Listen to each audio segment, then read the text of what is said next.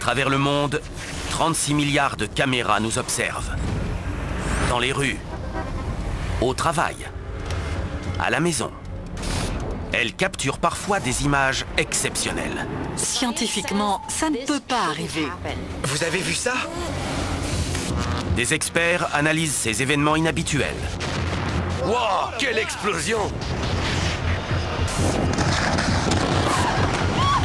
Ça n'a aucun sens. Il doit forcément y avoir une explication. Mais que se passe-t-il? Dans cet épisode, est-ce qu'un survivaliste va manquer de peu sa propre apocalypse? Le souffle a fait s'ouvrir toutes les portes. Tout s'est mis à trembler. C'est incroyable. Des habitants de la Floride sont la proie de moustiques mutants. Il est possible que cet homme ait servi de cobaye. Et un inquiétant bonhomme de pain d'épices qui cherche à se nourrir de vous. Je n'avais jamais rien vu d'aussi bizarre. Non seulement on dirait que cette chose a des jambes, mais en plus, elle bouge. Des phénomènes étranges. Oh bon sang! Des mystères sont filmés. Que cachent ces étranges vidéos?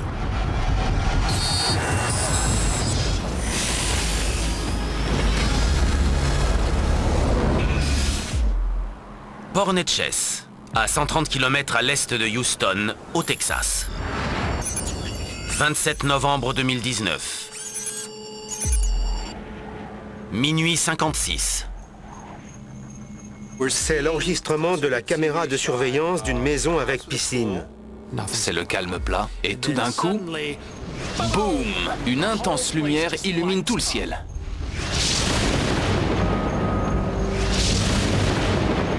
Qu'est-ce qui a bien pu se passer? Aucune idée. Un éclair lumineux hors du commun inonde le ciel au-dessus de cette petite banlieue, transformant la nuit en jour. Ensuite, l'intensité a baissé. Mais la lumière n'a pas disparu. Tout est resté illuminé. C'est alors qu'une force étrange vient frapper la maison. Il y a comme une onde de choc qui fait s'ouvrir les portes de la maison. Tout s'est mis à trembler. C'est dingue. Finalement, un chien perturbé par la déflagration finit par sortir de la maison. C'est comme si un second soleil était apparu. Il faut qu'on découvre de quel type d'explosion il s'agit. L'historien Martin Morgan pense que ce puissant souffle pourrait provenir d'un important accident dans une base secrète souterraine. Dans la société américaine actuelle, il y a de plus en plus de personnes qui se préparent à la fin du monde ou à l'apocalypse. De nos jours, un nouveau type de survivaliste est en train de voir le jour, craignant non pas une attaque de la Russie ou de la Chine, mais une attaque de l'intérieur.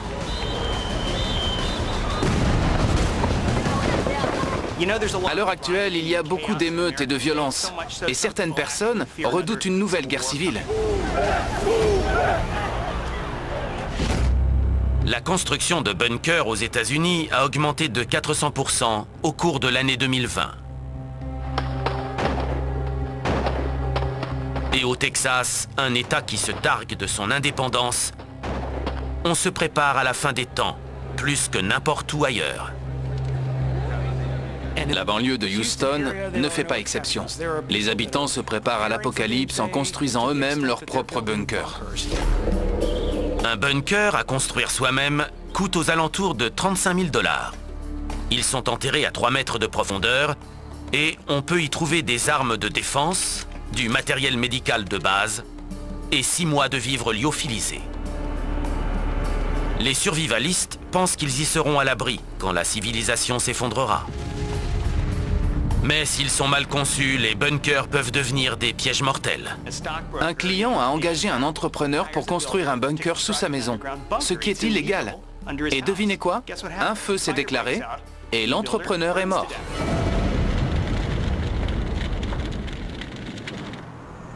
Comté de Red River, Texas, octobre 2019. Nouvelle journée funeste pour un groupe de survivalistes. Il y a eu une fuite de gaz dans un bunker. Le propane s'est répandu, une étincelle et boum, tout a explosé. Il y a eu 3 morts. Peut-être que l'explosion venait d'un abri anti-atomique. L'ingénieur David Wallace a les preuves de la présence de nombreux bunkers illégaux dans les environs. Mais il doute que l'un d'entre eux soit en cause. Quelle que soit la cause de la lumière qu'on voit, elle suppose une source de matériaux inflammables bien plus importante que ce qu'on pourrait trouver dans un petit bunker. Mais de bien plus gros bunkers ont été construits à travers les États-Unis. Les personnes très riches se font construire des énormes bunkers pour tenter de réchapper à cette guerre civile qu'ils redoutent tellement. Houston est l'une des villes les plus riches de l'Amérique. On y recense 2% de millionnaires. Le journaliste Jeff Wise y a découvert les plans d'un bunker de 300 millions de dollars prévu dans l'État du Texas.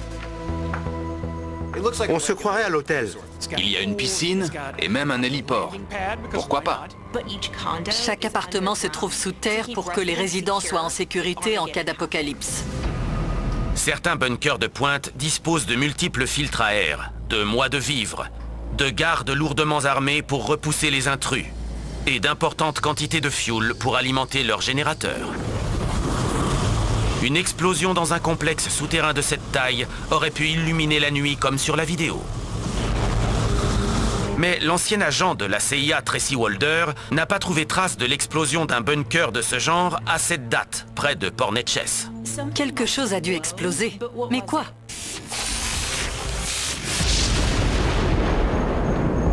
L'ingénieur David Wallace envisage qu'un accident de grande ampleur ait pu avoir lieu dans une usine des environs. Étant donné que cela s'est passé près de Houston, nous ne sommes pas loin de la côte et du Golfe. Et qu'est-ce qu'on trouve précisément à cet endroit? Des plateformes pétrolières, des raffineries, en bref, du hautement explosif.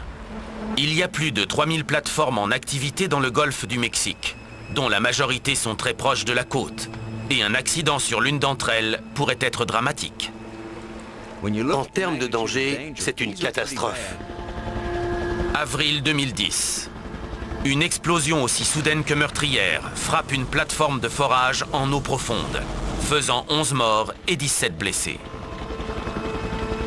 Sur plus de 85 jours, au moins 680 millions de litres de pétrole se déversent dans l'océan, dévastant plus de 2000 km de bayous et de plages. C'est assez de pétrole pour alimenter plus de 150 000 maisons américaines durant toute une année. Le nettoyage a coûté 65 milliards de dollars. Aujourd'hui encore, on en paie toujours les conséquences. Il n'est pas exclu que ce qu'on a vu cette nuit-là ait pour origine le même genre d'explosion massive. Des millions de personnes vivent le long du golfe du Mexique. Ce type d'accident pourrait être catastrophique. Matt Kutcher est expert en pyrotechnie à Hollywood depuis 20 ans. Feu! Il a aidé à recréer un incendie dévastateur sur une plateforme pétrolière pour le film Deepwater. Ça, c'est Hollywood! Après analyse de la vidéo, il conclut que cela ne peut pas être l'explosion d'une plateforme. Il y a un composant particulier à l'origine de cette blancheur éclatante. On ne voit aucune autre couleur comme de l'orange, par exemple. Il faut trouver ce que c'est. Cette lumière blanche éclatante me fait penser à une explosion chimique, impliquant des matériaux en poudre ou des métaux. La poudre d'aluminium est utilisée dans l'industrie chimique et dans la production de fer et d'acier. Elle est hautement explosive et produit une chaleur de plus de 2400 degrés Celsius. Et quand elle réagit avec de l'oxygène, elle s'embrase avec une intensité fulgurante.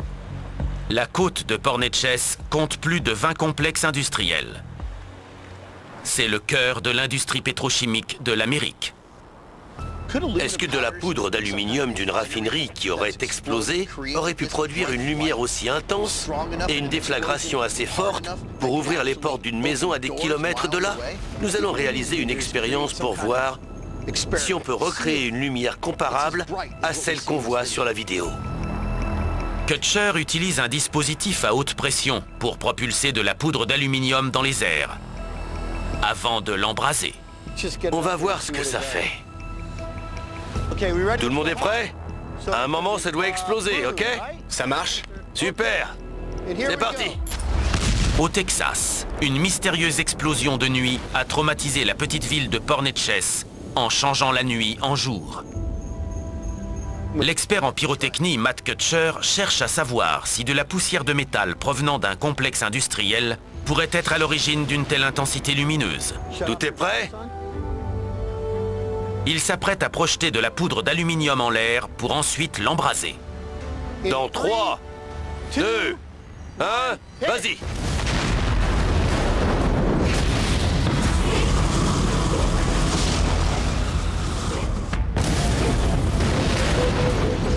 Ça, c'était une idée lumineuse.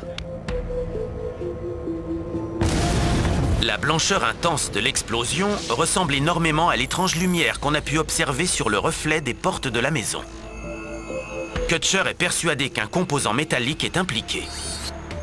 Il est tout à fait plausible que cette vive lumière blanche soit venue d'une usine chimique.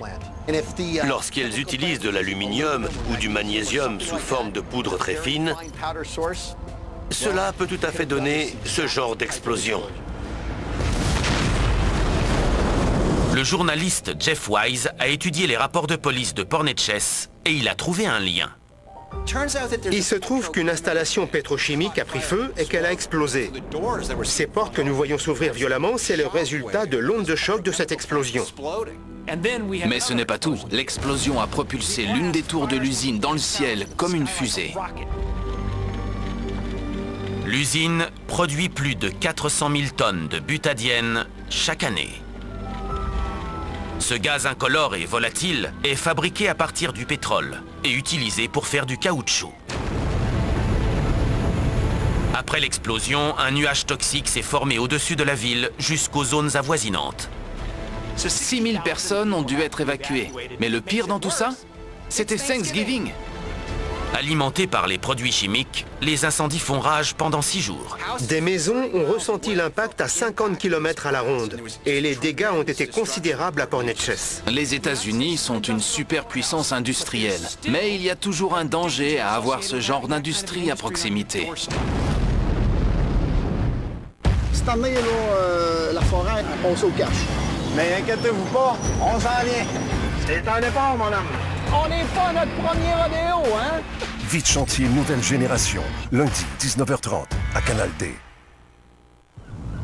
Sud de la Chine, sur la côte sud de la mer de Chine.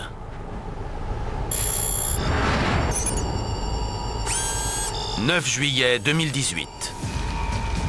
Un homme découvre un humanoïde monstrueux sur une plage.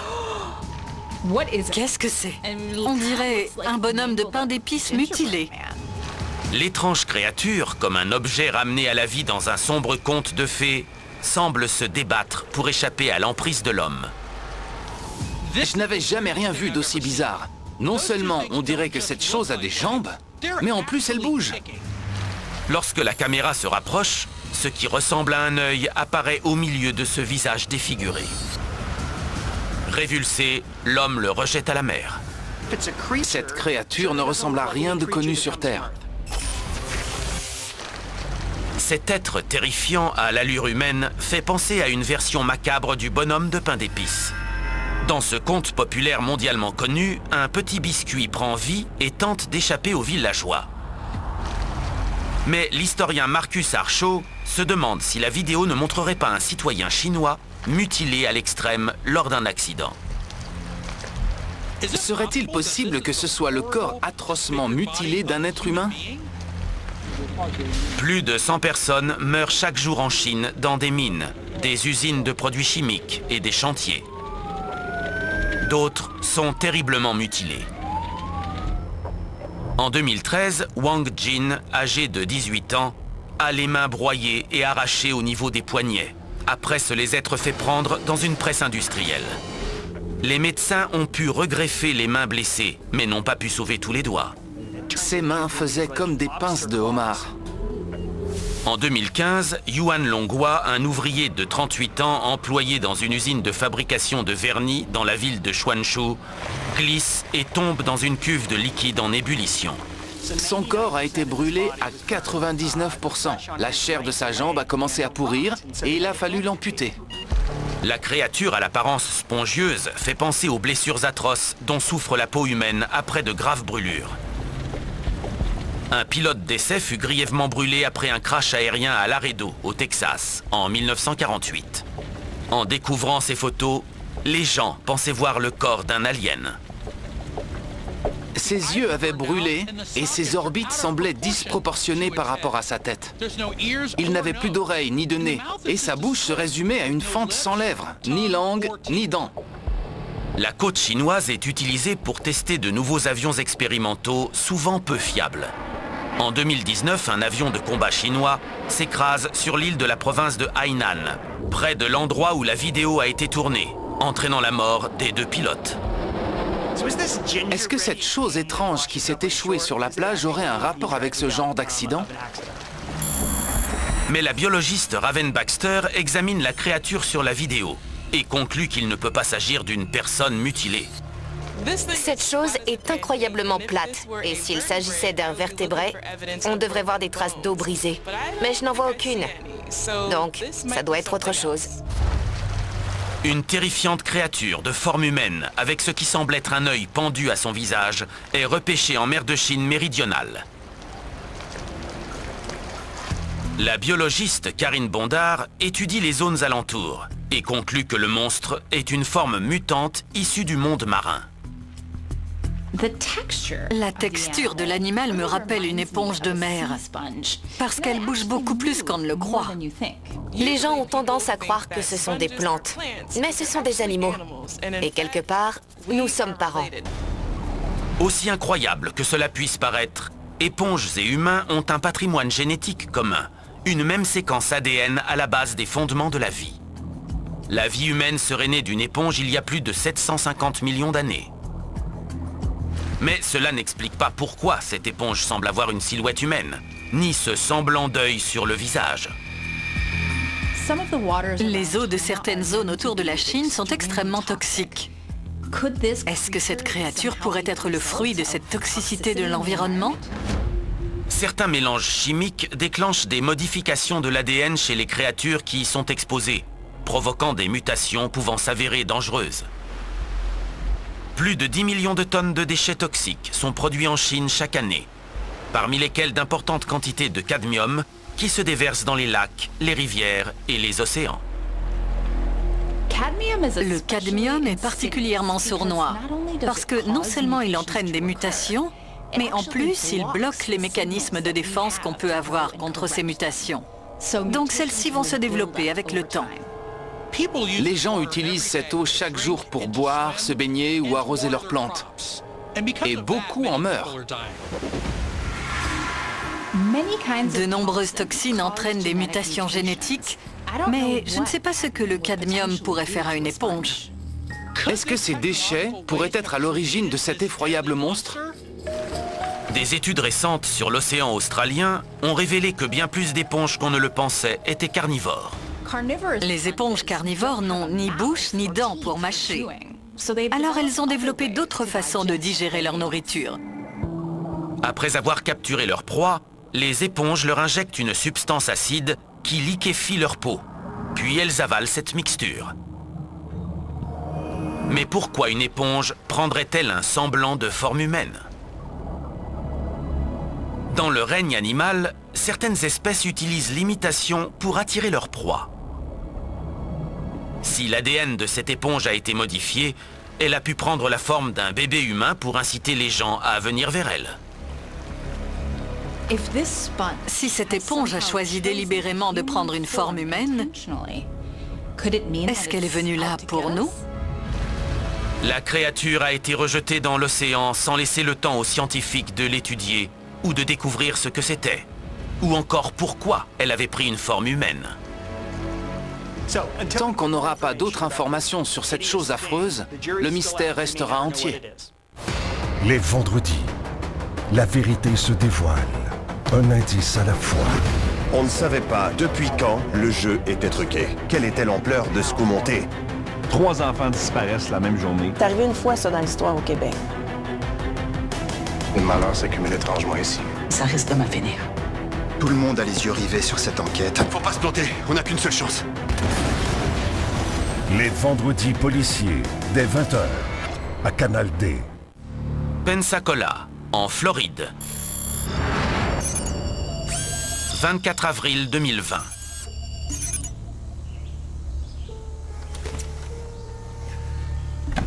Kenny Wright vérifie la caméra qu'il a installée dans la cour de sa maison. Tous les matins, je prends mon café, puis je viens vérifier ma caméra.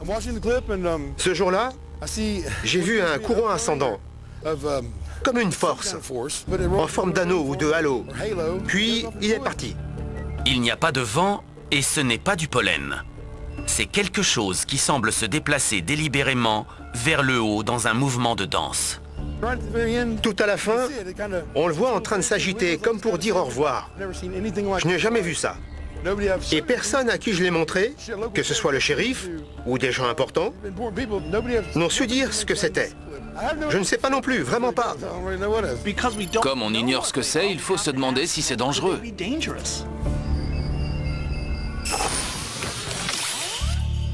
L'auteur Patrick Tomlinson soupçonne Kenny et ses voisins d'être les cobayes d'une expérience gouvernementale qui terrorise les habitants de la Floride.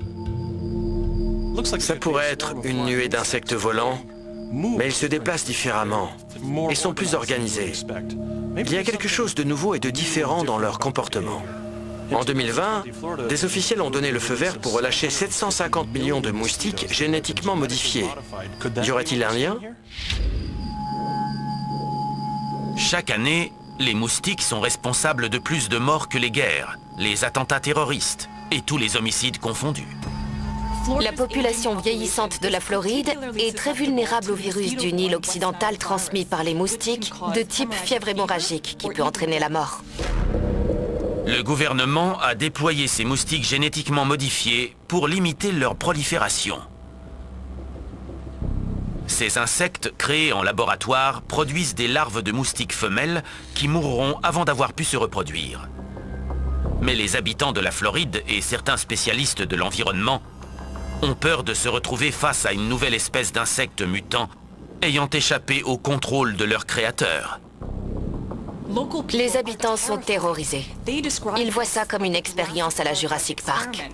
240 000 personnes ont signé une pétition, mais ça n'a servi à rien. La décision était déjà prise. Les gens ont peur que ces insectes puissent donner naissance à une nouvelle super espèce de moustique.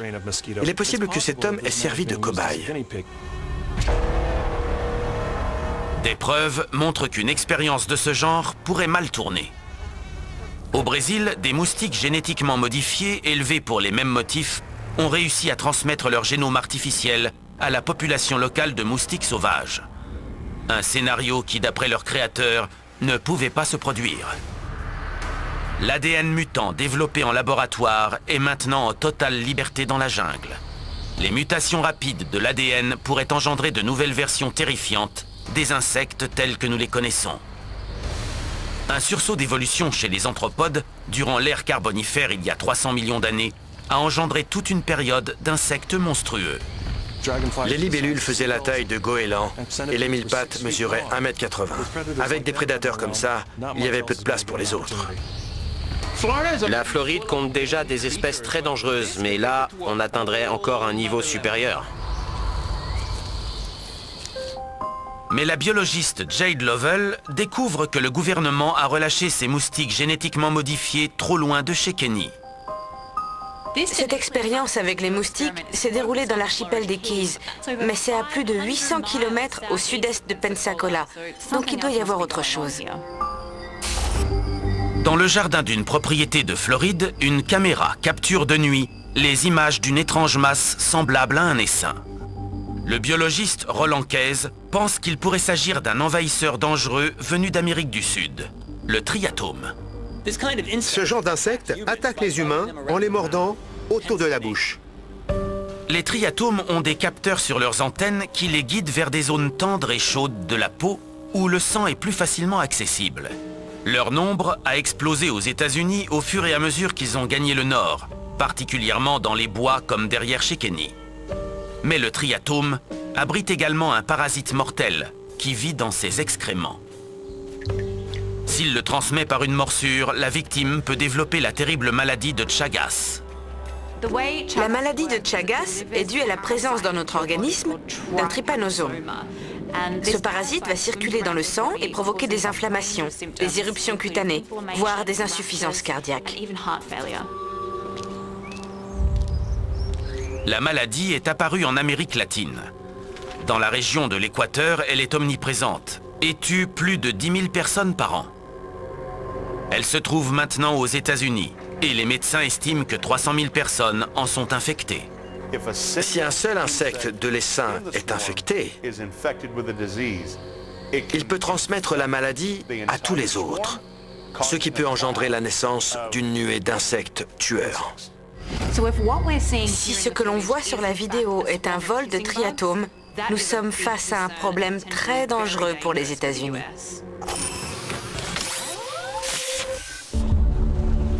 Les autorités de Floride que Wright a contactées ne lui ont pas apporté d'explication quant à ses visiteurs nocturnes.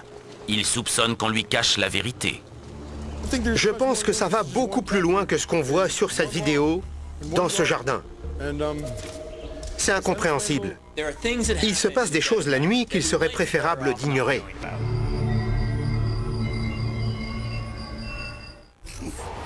Les lundis. C'est tout simplement waouh. Rendez-vous sur des îles entourées d'histoires remplies de mystères.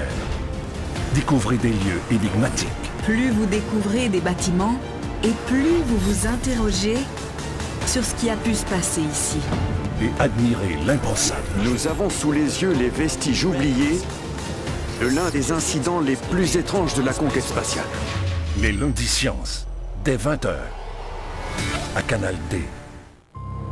Troutbeck, en Cumbria, nord de l'Angleterre. 23 juillet 2020. 9h30 du matin. Le charpentier Rory Davis est en vacances avec sa famille dans une maison de campagne. On a toujours fait ça. C'était comme d'habitude. C'était un jeudi matin, il pleuvait et il n'y avait rien de spécial. Et j'étais tranquillement dans mon lit. Mais la mère de Rory s'aperçoit qu'il se passe quelque chose d'anormal à l'extérieur. En voyant son visage, j'ai compris qu'il se passait quelque chose d'étrange. Alors je me suis levé, je suis allé à la fenêtre et ça a été le choc. Des centaines de moutons étaient comme pétrifiés dans le pré. Je ne comprenais pas, je n'avais jamais rien vu d'aussi étrange. Chaque mouton était figé, pas un seul ne bougeait. Je n'ai pas compris ce qu'il se passait. Comme si on avait touché l'interrupteur et que le monde s'était arrêté. Plus de 100 moutons, soit un troupeau entier, semblent avoir été affectés par une étrange torpeur. Je tremblais, mais il fallait que je filme ça, sans quoi personne ne m'aurait cru. Je n'aurais eu que ma parole. J'ai pu faire des gros plans, et pendant que je filmais, j'ai pu en voir qui étaient en train de manger, d'autres en train de s'asseoir ou de se coucher, mais complètement immobiles. Pas croyable. C'est comme si le temps s'était arrêté. Tout est figé. Il y a zéro mouvement. Rien ne bouge sur la vidéo. Le journaliste Jeff Wise commence par penser que cet étrange comportement peut être une réaction face à un danger imminent. Les moutons sont des proies. Ils cherchent à tout prix à éviter le danger. Et un de leurs moyens de défense est de se figer et de rester immobile pour que le prédateur ne les remarque pas s'il se trouve à bonne distance. Mais l'analyste d'images Ben Radford note des différences cruciales entre le comportement qu'il observe sur la vidéo et des réactions normales d'animaux.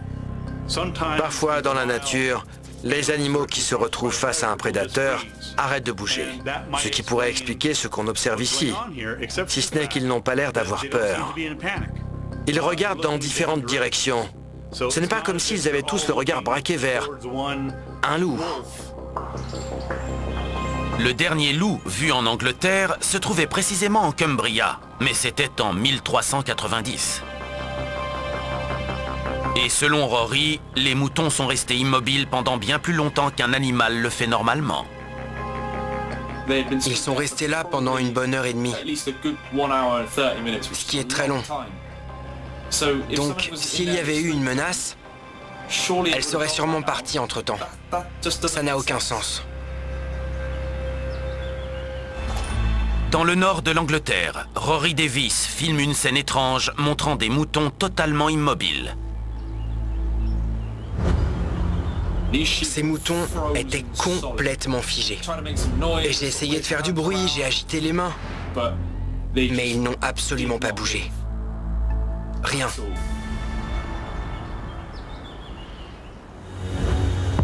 Le journaliste scientifique Steve Podvin mène l'enquête dans les environs. Il découvre que l'incident s'est produit près d'un des sites d'expérimentation militaire les plus clandestins d'Angleterre, le centre de Spedidam. Il y a une base militaire secrète à cet endroit. Elle fut d'abord construite pour des recherches sur les missiles balistiques. Mais une fois la guerre froide terminée, ils se sont réorientés vers le développement top secret d'armes électroniques. Le site, occupé par des scientifiques militaires américains et britanniques, est l'un des plus isolés d'Angleterre. Il se trouve sur un site accidenté entouré de tourbières hostiles. C'est l'endroit parfait pour concevoir des armes dangereuses hors du commun. Le bruit court que la première ministre anglaise Margaret Thatcher aurait ordonné aux chercheurs de commencer à travailler sur une nouvelle arme antipersonnelle dans les années 1980, au moment même où elle faisait face à une lourde crise. Le début des années 80 a été marqué par le soulèvement de Brixton. Une vague de violence se répand dans tout le pays, transformant chaque ville en un violent champ de bataille. La police britannique, sans armes, est impuissante face à la foule en colère. On raconte que Margaret Thatcher aurait demandé une solution technologique pour mettre un terme à ces émeutes. On a découvert qu'on pouvait utiliser des pulsions électromagnétiques pour contrôler le cerveau des mammifères, et même des humains, en les plongeant dans une sorte de transe. J'en ai entendu parler, mais je n'en ai jamais eu la preuve. Ça pourrait être ça. Des scientifiques travaillant sur un projet top secret avec pour nom de code Belle au bois dormant ont déclaré pouvoir utiliser une énergie à micro-ondes pour implanter des messages subconscients dans le cerveau de leur cible, entraînant un changement comportemental et une paralysie involontaire. Ces animaux semblent affectés en masse par quelque chose de très puissant et de très ciblé.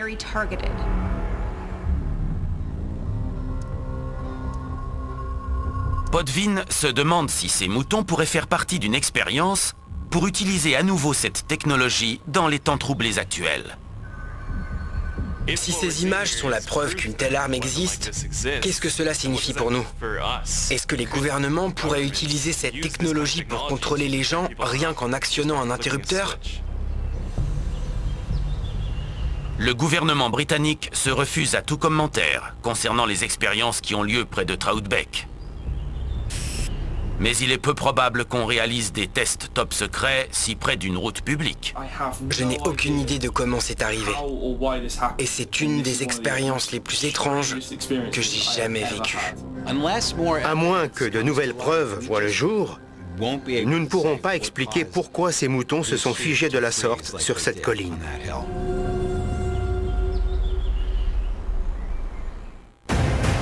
Les mardis.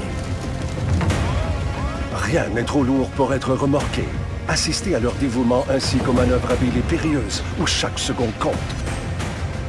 Les mardis catastrophes dès 20h, à Canal D. Quito, capitale de l'Équateur.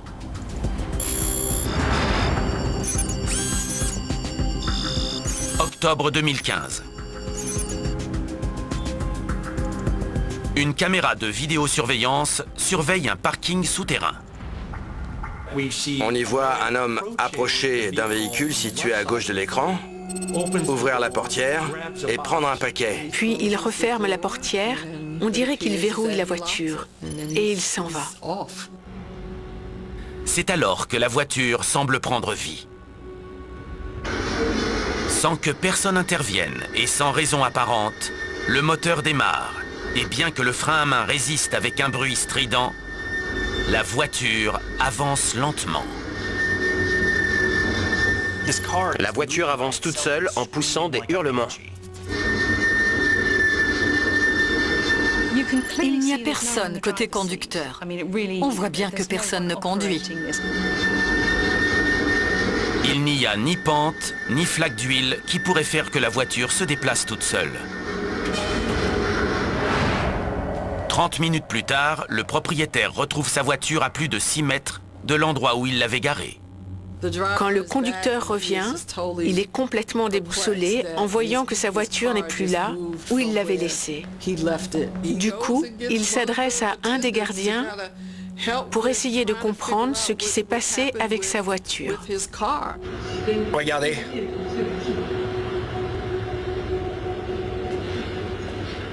Je ne comprends pas. Le fait que la voiture semble avoir attendu d'être seule pour bouger est vraiment bizarre. On dirait presque que cette voiture est dotée d'un esprit.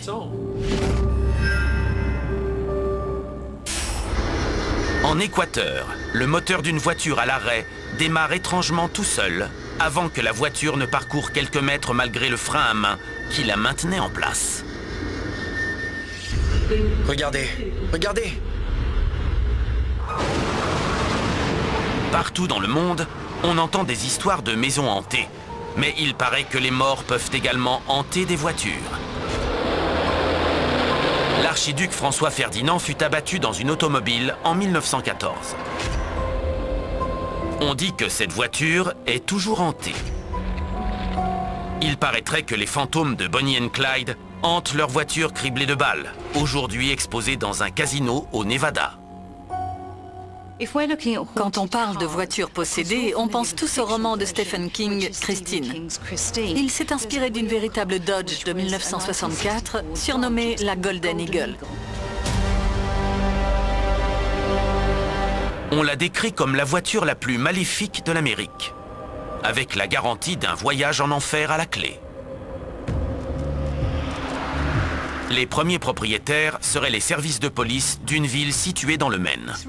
Les 3 policiers qui ont conduit cette voiture vont curieusement commettre des meurtres-suicides.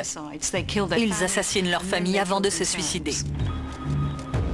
Les membres horrifiés d'une église toute proche tentent de s'emparer du véhicule pour procéder à un exorcisme. Erreur fatale.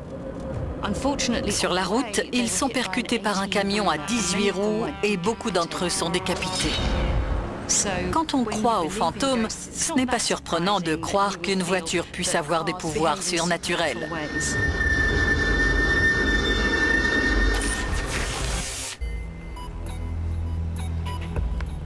Mais l'ingénieur Brian Walshon pense qu'un acte de cybercriminalité pourrait être derrière ce mystère.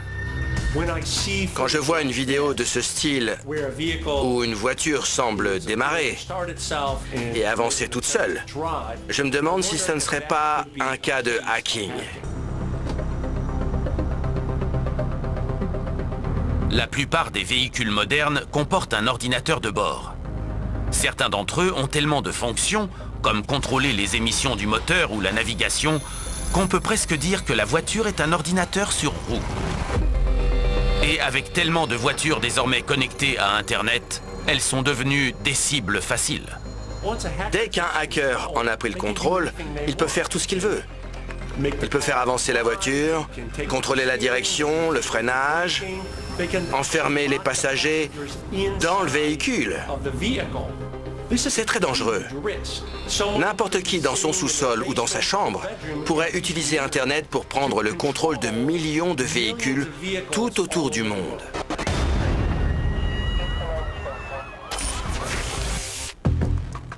L'ancien agent du FBI Rhonda Glover identifie la marque de la voiture grâce à des logiciels spécialisés. Mais sa forme est légèrement différente des modèles produits en usine. L'espace entre le pneu et la jante est un peu plus important que sur les modèles standards, ce qui indique qu'il y a dû y avoir des modifications et que la suspension a dû être soit trafiquée, soit rehaussée. L'ingénieur Nick Householder confirme que quelqu'un a pu modifier la voiture. C'est une berline sportive. C'est le genre de voiture que les passionnés adorent personnaliser et modifier autant qu'ils le peuvent. Le tuning génère un marché de plus de 100 milliards de dollars dans le monde, avec pour but de transformer de simples véhicules en superbolides personnalisés. Mais les amateurs risquent leur vie au volant de ce genre d'engin. Un rassemblement de voitures à Stevenage, en Angleterre, s'est terminé tragiquement quand 2 véhicules hors de contrôle se sont percutés violemment à grande vitesse. Personne n'a été tué, mais 19 adolescents ont été grièvement blessés et mutilés. Si le travail a été mal fait, une erreur au niveau de l'allumage pourrait être l'explication. On entend un bruit de ronflement qui vient probablement du démarreur, ainsi que le crissement des roues qui avancent malgré le frein à main. Pour le gardien, cet homme sur la vidéo a de la chance d'être toujours en vie. Modifier une voiture n'est pas sans risque. Les ingénieurs ont conçu les voitures d'une façon bien spécifique, de sorte à en assurer la fiabilité et la sécurité. Et en changeant la conception de base, vous jouez avec votre vie.